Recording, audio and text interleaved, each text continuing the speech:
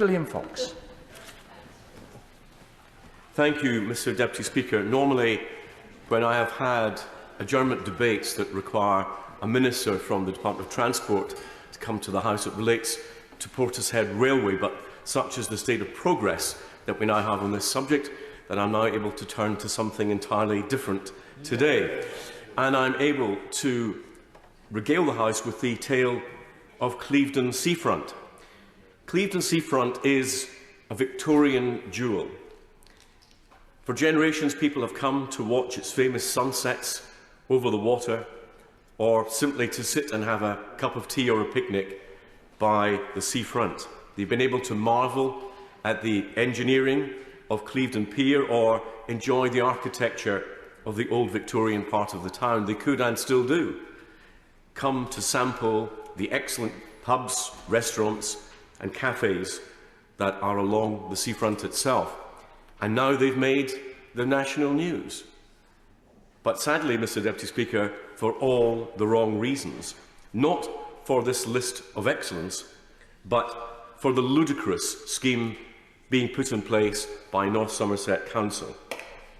This is a coalition council, often locally referred to as the coalition of chaos, which is seemingly obsessed with changes to the road networks, for whose benefit it has never been entirely clear.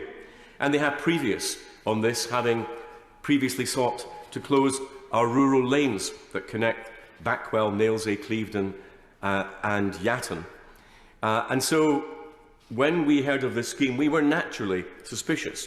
But let me begin by describing how North Somerset saw this proposal. They said, this exciting proposal is to provide a permanent segregated cycle route from the ever-popular Clevedon Seafront into the bustling retail, business and dining area at Hill Road. A new one-way system and 20-mile-per-hour limit along the Beach and Hill Road will meaningfully alter the status quo of these roads by reallocating road space to segregated cycling and making a safer environment for pedestrians. This will be supported by making the connecting roads in the Seafront and Hill Road neighbourhood one-way and introducing a 20-mile-per-hour zone to facilitate further improvements for both cyclists and pedestrians. Amazingly, they also said this: in the short term, cycling will be able to replace public transport journeys as we continue to recover from the COVID-19 crisis. The scheme will link the flagship North Somerset coastal town cycle route as part of the strategic cycling network in North Somerset. The package will improve the provision and awareness of safe walking and cycling facilities to local shops and businesses, reduce private car dominance of this popular seafront, and improve road safety perception. Mr Deputy Speaker, I wonder if the people who wrote this ever looked at the demographics of the town or looked to see who was actually using the seafront, because it is hugely popular with elderly residents and the disabled, or mums with pushchairs taking the advantage of the sea air. They're not going to get on a bike to cycle to the seafront. These very people, this system is actually putting them at a tremendous disadvantage. Now, in 2020, North Somerset Council was awarded £473,750 as part of the government's grant award to, quote, create safe routes for people to walk and cycle safely. But far from improving safety, I believe that North Somerset's plans to remodel, many of us would say vandalise, the historic seafront at Clevedon will create new safety risks for pedestrians, cyclists and drivers alike.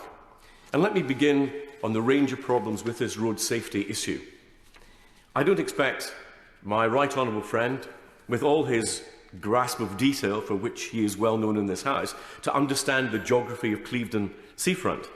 But currently, cars can park directly facing the sea.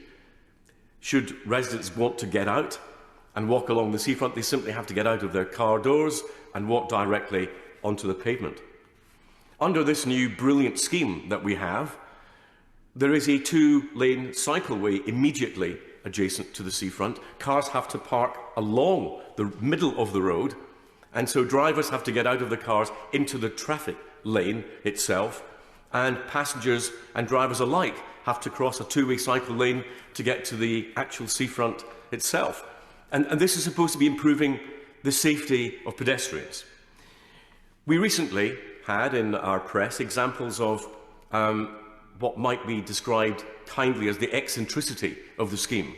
First, we had what were known as the wiggly lines, which none of us could find any reference to in any of the literature about road safety. No one seems to know what they're for.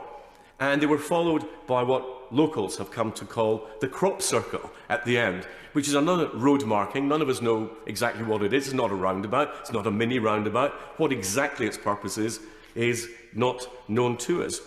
And it's not improving the safety for cyclists either, because at either end of the very limited cycle lanes, they don't connect with the seamless cycleway described by North Somerset, but busy roads which they have to cross, one of which has a considerable gradient. And the speed of traffic coming down there is sometimes extremely dangerous indeed. In fact, I was almost hit myself when I visited recently by one cyclist racing along the road because of the pace of the cyclist in the cycle lane. And it was adding to the dangers that cyclists were facing, not reducing them.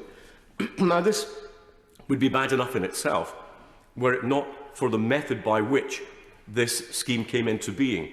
Specifically, I beg to move that this House do now adjourn. The question is that the House do now adjourn. Pick up where you left off, Leo. Deputy Speaker. I was coming to the point about the consultation for this scheme.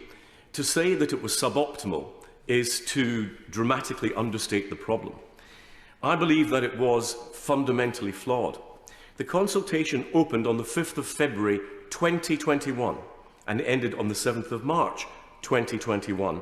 This was during the third COVID lockdown, when most people were more concerned about keeping safe than looking for consultations from North Somerset Council about changes to the seafront.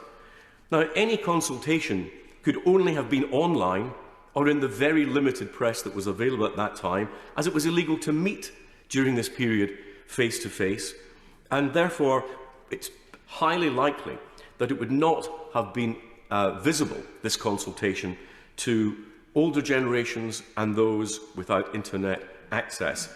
Effectively, North Somerset buried this consultation under the COVID pandemic. Now, North Somerset Council state that all these groups were consulted: the Sailing Club, Sea Swimmers, the Rowing Club, the Canoe Club and the Pier Fishing Club. But as this consultation took place while we were all in lockdown, it's very difficult to see how this could actually have happened. The Council claim the grand total of 750 people wrote in support of the scheme, but within days of it opening, the petition against it had attracted more than 6,000. It points to a very severe deficit in the consultation scheme itself. And then we have the damage to local businesses. These are businesses which were badly hit in the hospitality sector by the COVID pandemic, and we're hoping that this summer would be their chance to regain some of the profitability that was lost during that period. But on the seafront itself, the 64 parking spaces that were there are now reduced to barely 30, as the landlord of the Moon and Sixpence pub on the Clevedon Seafront said to me, since this scheme came in, our business has fallen off a cliff. And he is not alone. Other businesses have told me of the problems that they are having now attracting custom, now that people are no longer able to park close to the businesses themselves. And why? Why are we getting these changes? Because we seem to have a council which is obsessed with bicycle lanes or meddling with our road system, to whose benefit, as I said, it is not clear. Many of the businesses think they are blind or simply indifferent to local businesses, preferring to get the plaudits of the cycle lobby, whether in North Somerset or elsewhere. And it's affecting business not only on the seafront, but in the Hill Road shopping area. Now, this, for us, is a major loss of amenity. For generations, people have come to Clevedon to look at all those elements that I have described. And this is a scheme for which there is no need, for which there is no demand, there is no desire from the local population. It creates road safety problems where none existed in the past. It was not properly consulted upon, and due diligence may indeed have been absent in the road safety elements that were the duty of the Council before bringing the scheme into place. It is a waste of money, with overspending rumoured to be around £250,000. £250,000 will have to be taken from local taxpayers, where programmes locally will have to be cut as a consequence. Of course, we need to change the Council, and to do that we have to change the councillors, for which we have an opportunity in our local elections in May. Before 2019 and before the Council of Chaos came into being, we had a competent Conservative local authority, which I hope we will see again. But my right honourable friend can help us by seeing what the government might be able to do directly or through its agencies, which will enable us to deal with some of these road safety issues and reassure my constituents that even when we have a council that will not listen to what they want, that we have a government in Westminster that will. Minister. Well, thank you very much indeed, Mr. Deputy Speaker, and I congratulate my right honourable friend for securing this end-of-day debate, and also for the wonderful, almost idyllic picture of Clevedon Seafront that he painted at the start of his remarks. As he will know, managing traffic on local roads is and has always been a matter for local traffic authorities, and they have a range of duties and powers and responsibilities and a considerable toolkit of measures at their disposal in order to achieve this.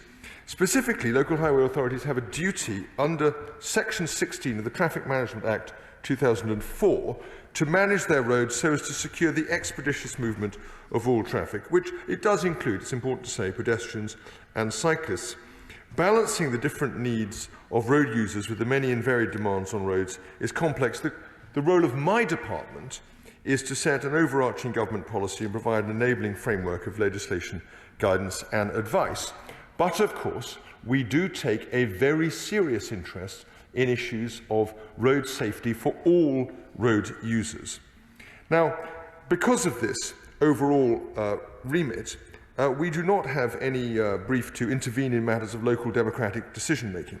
Decisions on what traffic management measures to provide are entirely a matter for local authorities to make in accordance with local democratic procedures.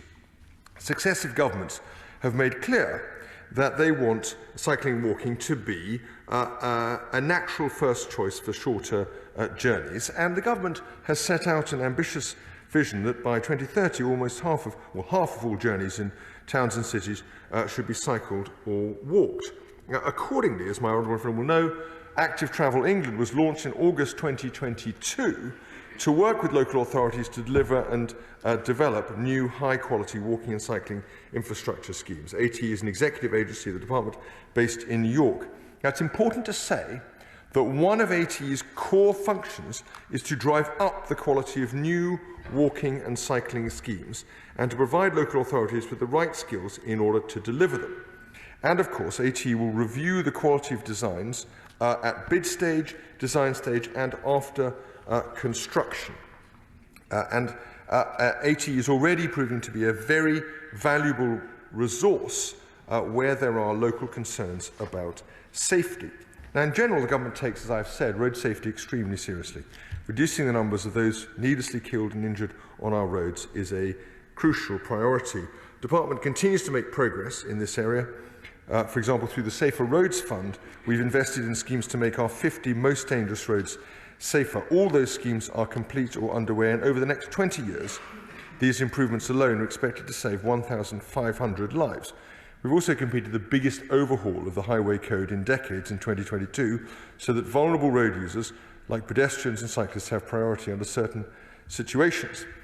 And the department's also working on a road safety strategic framework with an aim to be published, to have it published this spring. Based on a safe system approach, it will consider what might be appropriate as to support performance indicators on casualty reduction.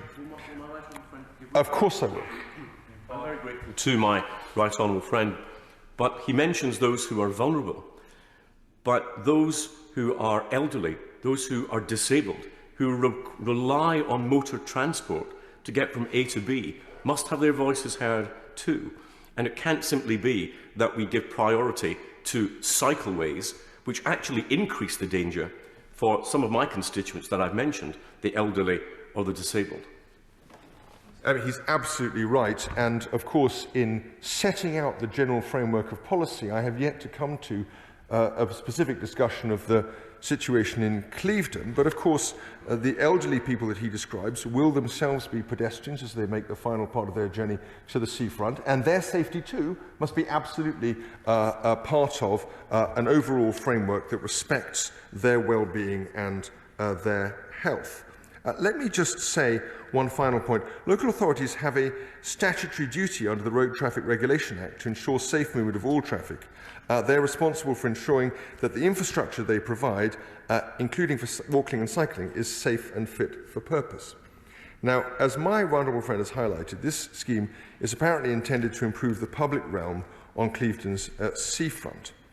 And it received funding through the second tranche of the Active Travel Fund, designed to build out priority routes that could serve as core parts of longer-term local cycling and walking networks, including direct walking cycling routes, road crossings, safer junctions, school streets, cycle parking, segregated cycle lanes, and other such schemes.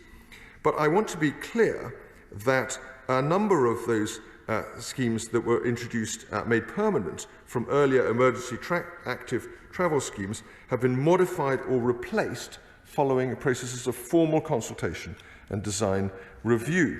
Now, on the subject of the wiggly lines, it's important to say that any road markings installed by local authorities must either comply with the traffic signs regulations and general directions 2016 or be specially authorised by the Secretary of State. The department was not approached about these markings and has not authorised them. I note with some concern reports that the RAC have said that this is, quote, one of the most bizarre new road schemes we've ever seen, and gone on to say the new wavy road markings could accidentally prove to be a road safety risk, which appears to me, from the position of the RAC, somewhat independently to be validating the concerns that my right honourable friend has raised. And if they are, in fact, a safety hazard, then, of course, that is a matter to be taken extremely seriously, not just locally, but also by Active Travel England and the department as it considers the wider picture on road safety. I'd like to reassure the House and my right honourable friend that ATE will be arranging an inspection of the scheme as part of their regular review programme, and that will also consider safety issues such as those that have been highlighted in this debate. As I understand it, some remedial work has already taken place on this scheme, though it may not be clear yet what changes will be made finally to the scheme as a whole. So, although the department has no powers to halt or remove the scheme, and ATE does not have powers to compel local authorities to make changes to active travel schemes, they absolutely are in a position to record non-compliance on design and safety issues that have been identified, and those then can, of course, in the normal way, become the subject of public debate, local review, and any actions or reactions through proper local democratic processes. And of course, design review outcomes will in turn also inform assessments of the capability of local authorities, which in turn will then have a material impact on future funding for schemes. On the subject of engagement and consultation, of course it's true that any scheme must be developed and implemented after thorough engagement with the community affected, and the department has made that extremely clear. It appears, as I understand it, that North Somerset Council did carry out some public engagement on these proposals, and it is important to say that objective methods should be used to establish a genuinely representative picture of local views and to ensure that minority views do not dominate a proper consultation process. And of course, engagement should not end when a scheme is introduced. Authorities should continue to monitor how schemes are performing and make changes if those changes are required. I notice that some changes have apparently already been made to this scheme. Authorities should also be open to making changes in any scheme in the light of further experience, real-world feedback. So, the requirement to monitor and engage with local people does not end with the apparent completion of construction work on a scheme. Let me close by saying I'm very thankful to my honourable friend for raising this, for putting this important local issue on the floor of the House of Commons and in the public record. ATE will be inspecting this scheme as part of the normal review process, and we as a department will continue to focus on safety and the improvement of safety for all road users now and in the future.